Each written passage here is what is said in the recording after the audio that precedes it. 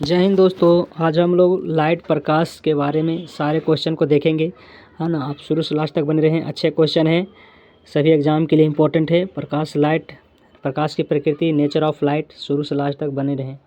नए हैं तो चैनल को सब्सक्राइब कर लीजिएगा, ठीक है, और दोस्तों में शेयर कर दीजिएगा। चलिए पहला क्वेश्चन देखते क्या कह रहा है। जिस सामग्री से रोशनी, लाइट पारित हो सके उसे क्या कहते हैं।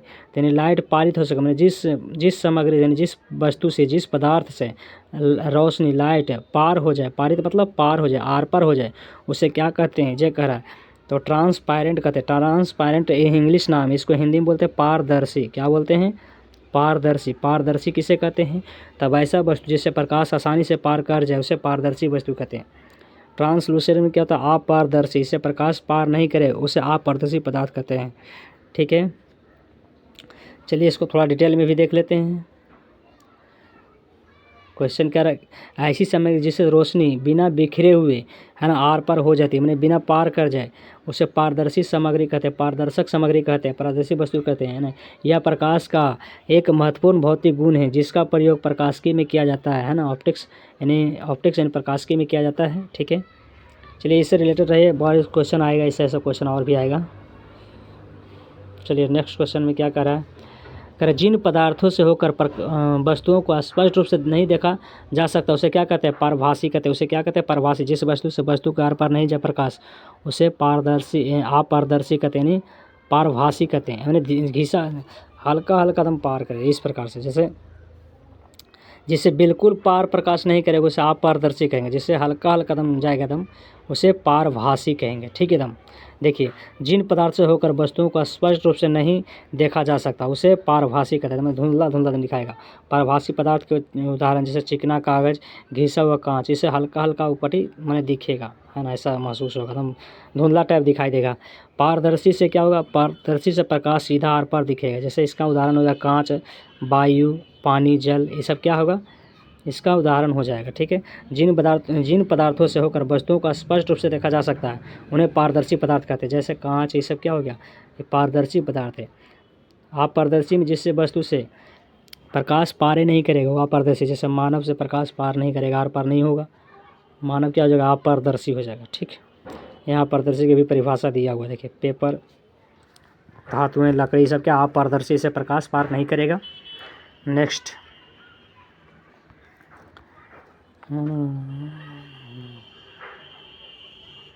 क्वेश्चन नंबर 1031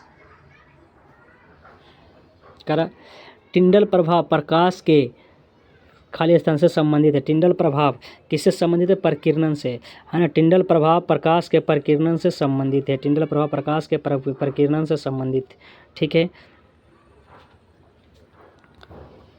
नेक्स्ट देखेंगे, डिटेल से देख लेते हैं, आइए। टिंडल प्रभाव प्रकाश के प्रकीर्णन से संबंधित है। किसी कोलाइडी विलयन में उपस्थित कणों द्वारा प्रकाश का प्रकीर्णन होने के घटना को टिंडल प्रभाव कहते हैं, है ना। ये क्वेश्चन इंपॉर्टेंट अच्छा आता है 10th वाले के लिए, है ना।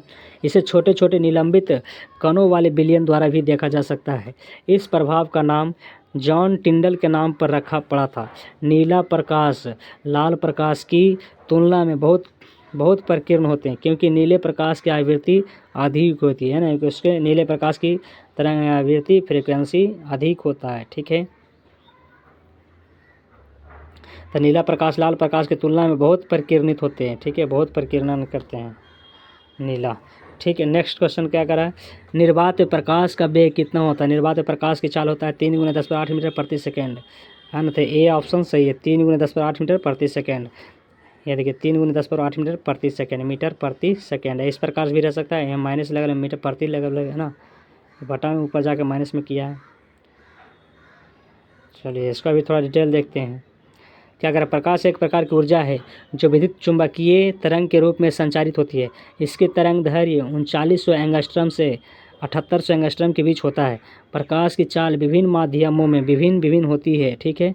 निर्वात में प्रकाश की चाल, निर्वात यानी शून्य माध्यम में 3 × 10⁸ मीटर प्रति सेकेंड होती है, जबकि जल में 2.25 × 10⁸ मीटर प्रति सेकेंड। जल 2 अक्षर के इस प्रकार से याद रखेंगे, 2 दशमलव, है ना। और कांच में 2 2 × 10 8 मीटर प्रति सेकंड, इसमें दशमलव नहीं रहेगा कांच में। तारपीन के तेल का भी इंपॉर्टेंट है, 2.04 × 10⁻8 मीटर प्रति सेकंड, ठीक है। तारपीन तेल का है ना, क्या है तारपीन के तेल में प्रकाश की चाल कितना होता है, 2.04 × 10⁻8 मीटर प्रति सेकंड। नेक्स्ट क्या है, निर्वात में रोशनी की गति मीटर प्रति सेकंड अनुमानित होता है, तो वही क्वेश्चन फिर है 3 × 10⁻8 मीटर प्रति सेकंड। ये ऑप्शन में है 3 है ना, दशमलव के बाद जीरो कोई महत्व नहीं होता है, तो 3 × 10⁻8 मीटर प्रति सेकंड, मीटर प्रति सेकंड यहाँ लगा हुआ, ठीक है, तो ये ऑप्शन सही है। नेक्स्ट प्रकाश की गति अधिकतम निम्न से किस माध्यम में होती है, प्रकाश की गति अधिकतम किस माध्यम, निर्वात माध्यम में अधिक होती है, यानी शून्य माध्यम है ना, निर्वात माध्यम बोले यानी शून्य माध्यम, जहाँ बिल्कुल भी हवा वायु नहीं रहा, इस प्रकार से निर्वात माध्यम बोलते हैं, ठीक है। नेक्स्ट क्या करा, माध्यम प्रकाश की चाल, अच्छा देखिए इस पूरा ऐसा माध्यम है, इधर प्रकाश की चाल दिया हुआ सबका। निर्वात माध्यम 3 × 10⁻8 मीटर प्रति सेकंड होता है, पानी में 2.25 × 10⁻8 मीटर प्रति सेकंड होता है, कांच में है ना 2 × 10⁻8 मीटर प्रति सेकंड होता है, ठीक। यहाँ ने पहले भी क्वेश्चन देख लिए। थोड़ा डिटेल में, निर्वात की तुलना में हवा में प्रकाश की चाल 0.3% कम, पानी में है ना, निर्वात की तुलना में हवा में थोड़ा सा कम होता है, हवा में है ना एकदम निर्वात में, निर्वात वैसा माध्यम जब पूरा बिल्कुल सुझा हवा भी नहीं रहे, हवा में 0.3% क्या होता है, कम होता है निर्वात की तुलना में, पानी में 25% कम तथा कांच में 35% कम होती है निर्वात की तुलना में। निर्वात में प्रकाश की चाल सबसे अधिक होती है, ये तो पहले भी आपको पता है। सबसे कम किस में होगा, कांच में, सबसे कम प्रकाश की चाल किस में होता है, कांच में, ठीक है। नेक्स्ट कहेगा प्रकाश खाली स्थान संचरित होता है, प्रकाश किस में संचरित होता है, प्रकाश होता है सीधी रेखा में, डी ऑप्शन सही है, ठीक है, प्रकाश सीधा रेखा में गमन करता है, ठीक है, याद रखेंगे, इंपॉर्टेंट है। चलिए इसको भी डिटेल देखो, प्रकाश सीधी रेखा में संचरित होता है, प्रकाश एक प्रकार की ऊर्जा है जो विद्युत चुम्बकीय तरंगों के रूप में संचरित होती है, प्रकाश तरंग दैर्घ्य 3900 एंगस्ट्रॉम से 7800 एंगस्ट्रॉम के बीच होता है, प्रकाश की चाल माध्यम का वर्तनांक म्यू पर निर्भर करता है, जब खाली स्थान वस्तुएं प्रकाश के मार्ग में आती है तो छाया बनती है, जब क्या कर रहा है, जब खाली स्थान वस्तुएं प्रकाश के मार्ग में आती है तो छाया बनती है, छाया बनती है तो क्या होगा, अपारदर्शी, पारभासी, प्रकाशमान, जब वस्तुएं अपारदर्शी होना चाहिए, बी ऑप्शन, अपारदर्शी वस्तुएं प्रकाश के मार्ग में आती है तो छाया बनती है ना, पारभासी से हल्का हल्का पार करेगा लेकिन इससे बिल्कुल नहीं पार करेगा, इसी से आंसर होगा ना, अपारदर्शी वस्तु रहेगा उससे प्रकाश पार कर नहीं करेगा तो उससे अपारदर्शी के वस्तु की छाया बनेगा ना पीछे, तो 1036 का आंसर बी होना चाहिए, देखते हैं सही है, ठीक है। जब प्रकाश के पथ में कोई अपारदर्शी वस्तु आ जाती है तो छाया बनती है, ऐसे पदार्थ जिनसे होकर वस्तुओं को आर पर नहीं देखा जा सकता उसे अपारदर्शी वस्तु कहते हैं, जैसे पेपर, धातु, लकड़ी इत्यादि सब क्या है, अपारदर्शी वस्तु है ना, जिससे प्रकाश पार नहीं करे वो अपारदर्शी वस्तु है, जिससे प्रकाश पार कर जाए पारदर्शी वस्तु है, ट्रांसपेरेंट, ठीक है। प्रकाश का क्वांटम सिद्धांत किसके द्वारा प्रदान किया जाता है, प्रकाश का क्वांटम सिद्धांत किसने दिया था, प्लांक ने दिया था, प्रकाश का है ना, प्रकाश का क्वांटम सिद्धांत किसने दिया था, प्लांक ने, बी ऑप्शन सही है, ठीक है। इसको डिटेल से देखेंगे, प्रकाश का क्वांटम सिद्धांत मैक्स प्लांक ने दिया, एक क्वांट की ऊर्जा है ना, एनर्जी बराबर होता है hv द्वारा दिया जाता है, जहाँ h प्लांक नियतांक है ना, प्लैंक्स कांस्टेंट भी आपतित प्रकाश की आवृत्ति है ना, एक क्वांट ऊर्जा बराबर होता है hv बराबर रहता है hc/c, ठीक है। नेक्स्ट प्रकाश एक अनुप्रस्थ तरंग है, साबित करती हुई एकमात्र घटना कौन सी है, प्रकाश एक अनुप्रस्थ तरंग है, साबित करती हुई एकमात्र घटना कौन सी है, तो ध्रुवीकरण, क्या हो जाएगा, ध्रुवीकरण, डी ऑप्शन सही है, ठीक है। चलिए डिटेल देखते हैं क्या कह रहा है, प्रकाश के ध्रुवीकरण की घटना सिद्ध करती है कि प्रकाश तरंग अनुप्रस्थ तरंगें होती है, ध्रुवण की घटना सिर्फ अनुप्रस्थ तरंगों में घटित होती है जो उनके दोलनों की दिशा में संबंधित होती है, किसी गैस या द्रव में गतिमान ध्वनि तरंग ध्रुवण का गुण प्रदर्शित नहीं करती है, ठीक। नेक्स्ट क्या करा, ऐसी वस्तुएं जो खुद प्रकाश उत्पन्न नहीं करती है उन्हें क्या कहा जाता है, जो वस्तु प्रकाश उत्पन्न नहीं कर उसे अपरादीप्त वस्तु कहते हैं, और जो प्रकाश उत्पन्न कर उसे परादीप्त वस्तु कहते हैं, जो प्रकाश उत्पन्न करेगा उसे क्या कहेंगे, परादीप्त वस्तु, जो प्रकाश उत्पन्न नहीं करेगा अपरादीप्त वस्तु। पारदर्शी वस्तु किसे कहते हैं, वैसा वस्तु जिसे प्रकाश आसानी से पार कर जाए उसे पारदर्शी वस्तु कहते हैं। पारभासी, वैसा वस्तु जिसे प्रकाश हल्का हल्का है ना पार करे उसे पारभासी वस्तुएं कहते हैं। ठीक है, अब कंप्लीट हो गया होगा, है ना। चलिए आ जाइए, आपको डिटेल देखना है देख लीजिए। ठीक है, नेक्स्ट हम लोग बढ़ते हैं। क्वेश्चन करा किसी पदार्थ का अपवर्तनांक हवा में प्रकाश की चाल से किस प्रकार संबंधित है। किसी पदार्थ का अपवर्तनांक हवा में प्रकाश की चाल से किस प्रकार से संबंधित होता है, तो किस प्रकार से हो जाएगा।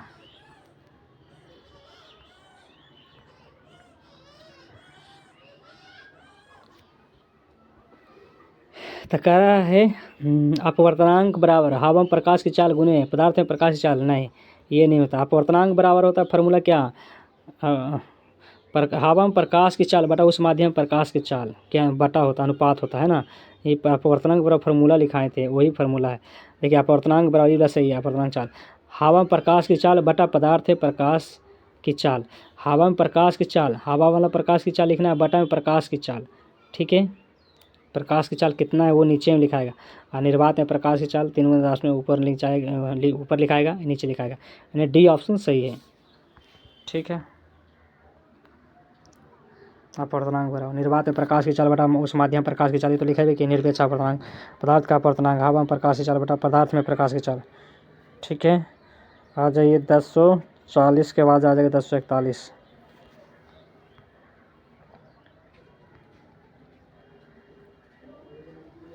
कह रहा वस्तुएं जो अपनी रोशनी स्वयं उत्पादित करती है उसे क्या कहा जाता है। देखिए फिर आ गया, है ना। जो अपनी वस्तुएं उत्पन्न करती है चमकदार वस्तुएं कहलाती है। जो वस्तुएं अपनी रोशनी स्वयं उत्पादित करती है उसे क्या कहते हैं, चमकदार वस्तुएं। चमकदार वस्तुएं खुद, है ना, उस अपनी रोशनी उत्पादन करती है। ठीक है, चलिए डिटेल में देखते हैं। वे वस्तुएं जो अपना प्रकाश स्वयं उत्सर्जित करती है उसे चमकदार वस्तु कहते हैं, जैसे सूर्य।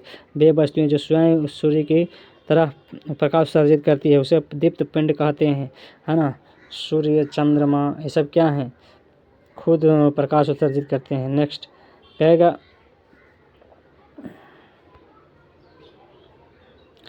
हमें घास का रंग हरा दिखाई देता है क्यों। हमें घास का रंग हरा दिखाई देता है क्यों, क्योंकि यह हरे रंग के प्रकाश को वापस हमारी आंखों पर परिवर्तित करती है। यह हरे रंग के प्रकाश को वापस हमारी आंखों पर परिवर्तित करती है। ठीक है, इसलिए हमें घास का रंग हरा दिखाई पड़ता है। चलो ठीक, नेक्स्ट आप डिटेल से पढ़ लेंगे रोक के वीडियो। ठीक है, नेक्स्ट हम लोग बढ़ते हैं। करता किस साल में ओले रोमर ने इतिहास में पहली बार प्रकाश की गति को मापा था, है ना। तो किस 1676 ईस्वी में किस साल में ओले रोमर ने इतिहास में पहली बार प्रकाश की गति को मापा था, 1676 ईस्वी में। ठीक है, नेक्स्ट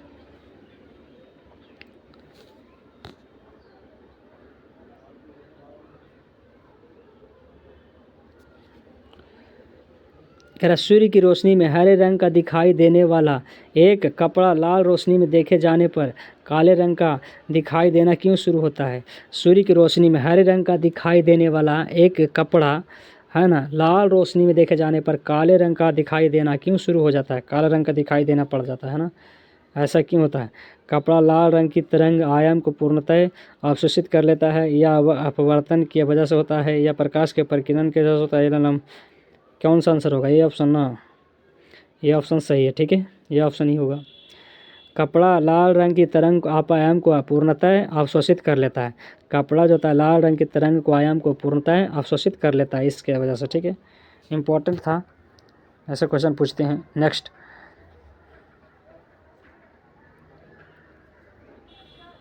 कह रहा है अंतरिक्ष यान से, मैंने अंतरिक्ष यात्री को अंतरिक्ष यान से अंतरिक्ष यात्री को आकाश कैसा दिखाई देता है, काला दिखाई देता है। ये ऑप्शन सही है। ठीक है, अंतरिक्ष यात्री को आकाश कैसा दिखाई देता है, काला दिखाई देता है। अंतरिक्ष यान से देखिए आकाश कैसा दिखाई देगा, काला दिखाई देगा। नेक्स्ट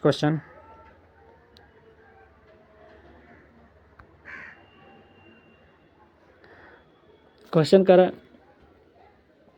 दो विकिरणों की ऊर्जा E1 और E2 क्रमशः 25 इलेक्ट्रॉन वोल्ट और 50 इलेक्ट्रॉन वोल्ट है। उनके तरंग दैर्ध्यों के बीच का संबंध, है ना, दैट इज एग्जाम्पल λ1 और λ2 होगा। λ1 और λ2 होगा, क्या होगा, तो λ1 बराबर होगा 2 λ2, है ना। λ1 बराबर 2 λ2 होगा। ठीक है, सी ऑप्शन सही है। काट देंगे 25 दूनी 50 आ जाएगा। ठीक है, नेक्स्ट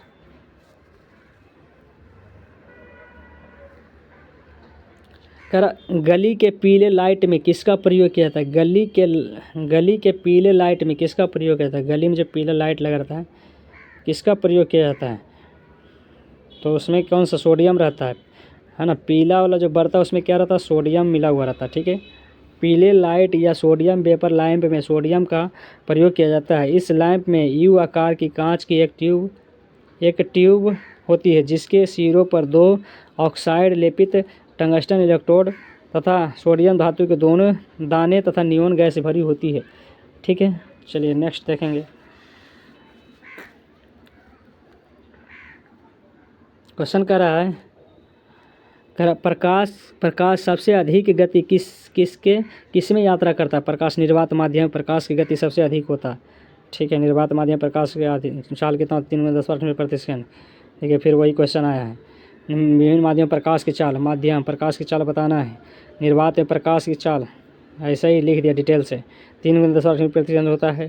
कांच में होता है 2 × 10⁸ मीटर प्रति सेकंड। तारपीन तेल 2.04 × 10⁸ मीटर प्रति सेकंड। जल में होता है 2.25 × 10⁸ मीटर प्रति सेकंड। रॉक साल्ट इंपॉर्टेंट है, रॉक साल्ट याद रखिए 1.96 × 10⁸ मीटर प्रति सेकंड होता है रॉक साल्ट का, है ना। प्रकाश क्या प्रकाश की गति कितना होता है? 3 × 10⁸ मीटर प्रति सेकंड। ऑप्शन बताइए कमेंट में कितना आंसर होगा? 3 × 10 सी ऑप्शन है ना, 3 × 10⁸ मीटर प्रति सेकंड सी ऑप्शन में है। प्रकाश की गति चाल निर्वात में प्रकाश की चाल ज़्यादा होता है, 3 × 10 मीटर प्रति सेकंड होता है। चलिए 1049 खत्म, ये 1050 में आज लाइट पूरा हम लोग पढ़ लेंगे। लाइट से क्वेश्चन नहीं छूटना चाहिए एक भी आदमी का नहीं। ठीक है, एक भी स्टूडेंट का नहीं छूटना चाहिए भाई। कितना होगा? 1000।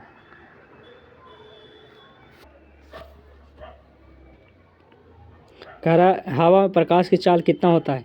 तो हवा में प्रकाश की चाल निर्वात वाला लेना है। ठीक है, 3 × 10⁸ मीटर प्रति सेकंड।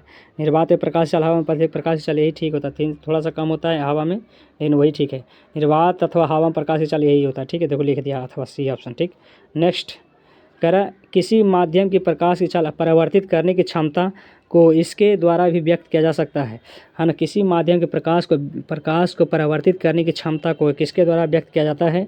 तो किसके द्वारा? प्रकाश के घनत्व के द्वारा व्यक्त किया जाता है। ठीक है, बी ऑप्शन। क्षेत्रफल नहीं होगा, पृष्ठ नहीं होगा, द्रव्यमान नहीं होगा, बी ऑप्शन सही है, प्रकाश के घनत्व के द्वारा। नेक्स्ट